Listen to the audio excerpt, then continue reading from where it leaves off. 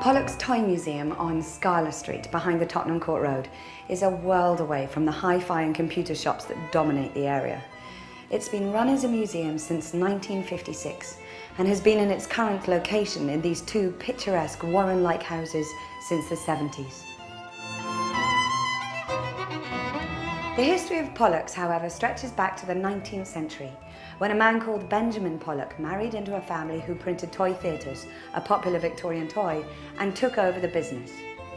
His reproductions of the theatres, showing Sleeping Beauty and the like, caught the attention of Robert Louis Stevenson, who brought great trade to Pollocks after writing in his memoirs, "If you love art, folly, or the bright eyes of children, speed to Pollocks." By the 1920s, stars of stage and screen, including Charlie Chaplin, had visited Pollocks, which was then on Hoxton Street.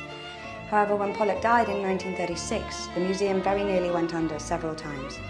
In 1950, it was saved by Marguerite Fawdry, who decided to put a toy museum beside the toy theatre shop.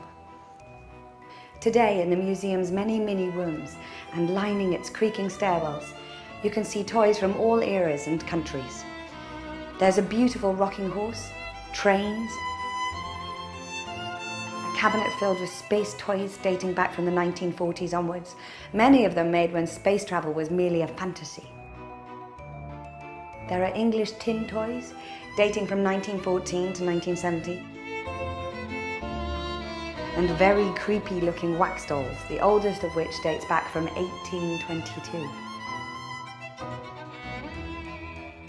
If you look carefully, you will see a mouse from the banks of the Nile, which is thought to be over 4,000 years old, and it could be the oldest toy in the world.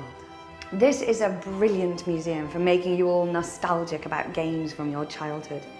You also get a vivid picture of how kiddies have entertained themselves over the years.